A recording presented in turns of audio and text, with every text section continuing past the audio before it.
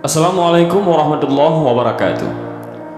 Memasuki alam kubur merupakan fase pertama setelah seseorang mengalami kematian. Sebuah alam baru yang disebut alam barzah dan dianggap paling menakutkan saat pertama kali kita terbangun atau sadar bahwa kita telah mati.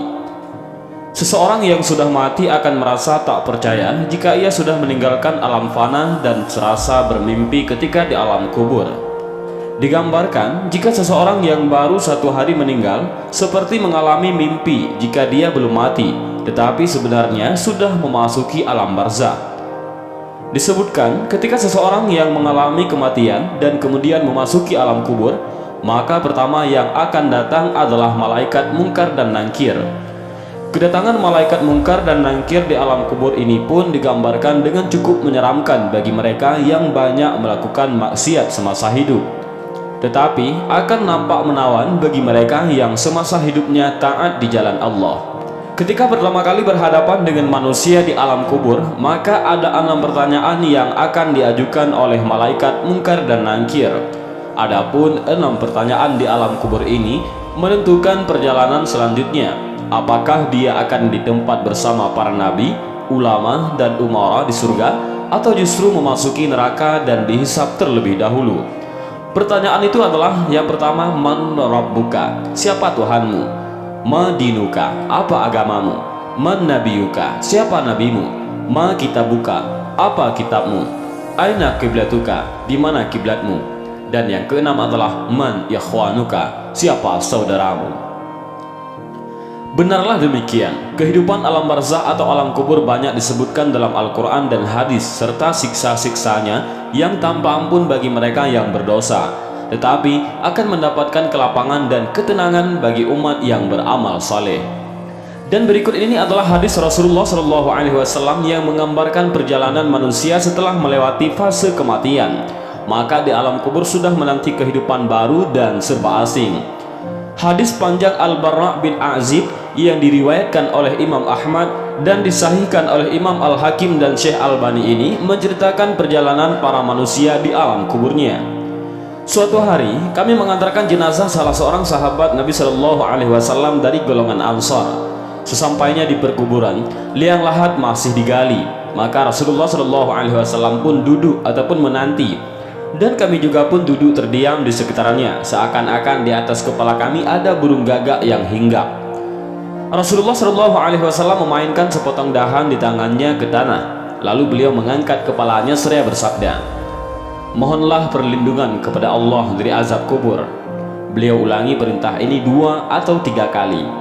Kemudian beliau Shallallahu Alaihi Wasallam bersabda, seandainya seorang yang beriman sudah tidak lagi menginginkan dunia dan telah mengharapkan akhirat ataupun sakratul maut, turunlah dari langit para malaikat yang bermuka cerah secerah sinar matahari. Mereka membawa kain kafan dan wangi-wangian dari surga, lalu duduk di sekeliling mukmin tersebut sejauh mata memandang.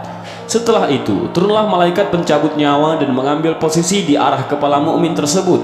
Malaikat pencabut nyawa itu berkata, wahai nyawa yang mulia, keluarlah engkau untuk menjemput ampunan Allah dan keridhaannya. Maka nyawa itu dengan mudahnya keluar dari tubuh mukmin tersebut seperti lancarnya air yang mengalir dari mulut sebuah kendil. Lalu nyawa tersebut diambil oleh malaikat pencabut nyawa dan dalam sekejap mata diserahkan kepada para malaikat yang berwajah cerah tadi, lalu dibungkus dengan kafan surga dan diberi wangi-wangian darinya pula, hingga terciumlah bau harum seharum wangi-wangian yang paling harum di muka bumi. Kemudian nyawa yang telah dikafani itu diangkat ke langit. Setiap melewati sekelompok malaikat di langit, mereka bertanya, nyawa siapakah yang amat mulia itu? Ini adalah nyawa Fulan bin Fulan, jawab para malaikat yang mengawalnya dengan menyebutkan namanya yang terbaik ketika di dunia. Sesampainya di langit dunia, mereka meminta izin untuk memasukinya, lalu diizinkan. Maka seluruh malaikat yang ada di langit itu ikut mengantarnya menuju langit berikutnya, hingga mereka sampai di langit ke-7. Di sanalah Allah berfirman, tulislah nama hambaku ini dalam kitab Illiyin, lalu kembalikanlah ia ke jasadnya di bumi, karena dirinya lah aku ciptakan mereka para manusia, dan kepadanya lah aku akan kembali, serta darinya lah mereka akan kubangkitkan. Lalu nyawa tersebut dikembalikan ke jasadnya di dunia. Lantas datanglah dua orang malaikat yang memerintahkannya untuk duduk. Mereka berdua bertanya, "Siapakah Rabbmu?" "Rabbku adalah Allah," jawabnya. Mereka berdua kembali bertanya, "Apakah agamamu?" "Agamaku Islam," sahutnya. Mereka berdua bertanya lagi, "Siapakah orang yang telah diutus untuk kalian?" "Beliau adalah Rasulullah Shallallahu Alaihi Wasallam," jawabnya. "Dari mana engkau tahu?" tanya mereka berdua. "Aku membaca Al-Quran, lalu aku mengimaninya dan mempercayainya." Tiba-tiba terdengarlah suara dari langit yang menyeru, "Jawaban hambaku benar, maka hemparkanlah surga baginya, berilah dia pakaian darinya, lalu bukakanlah pintu ke arahnya.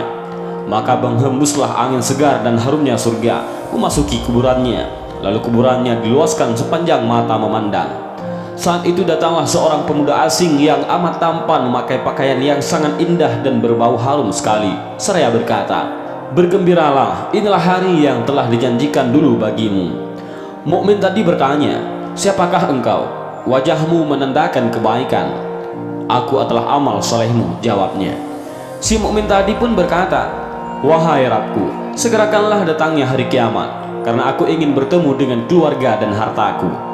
Adapun orang kafir, di saat dia dalam keadaan tidak mengharapkan akhirat dan masih menginginkan dunia, turunlah dari langit malaikat yang bermuka hitam sambil membawa kain mori kasar.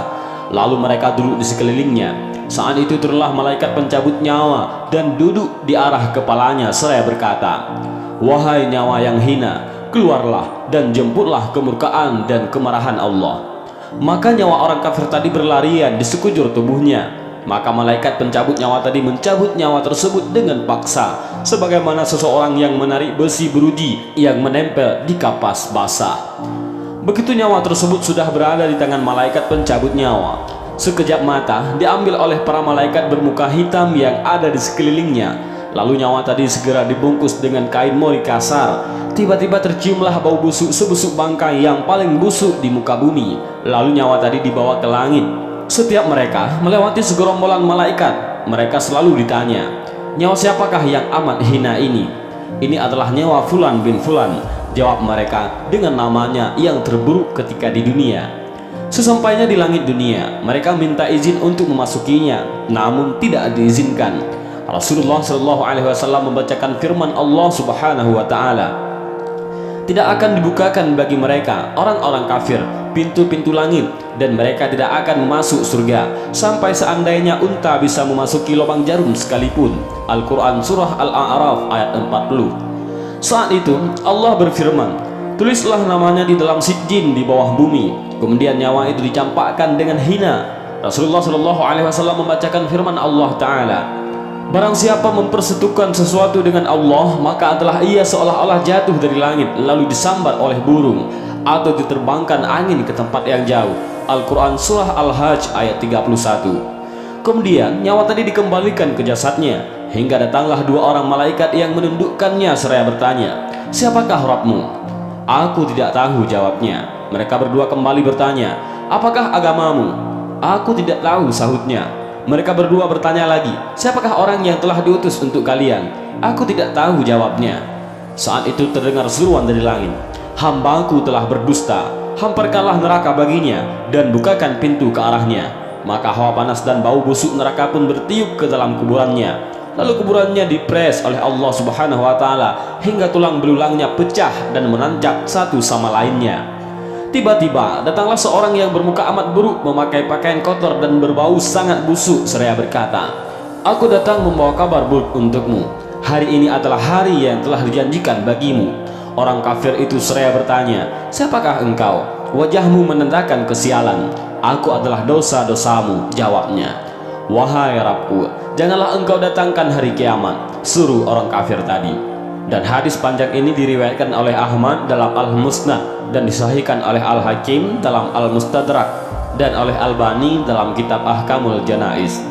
Dan itulah gambaran bagaimana kondisi seseorang yang sudah berada di alam kubur.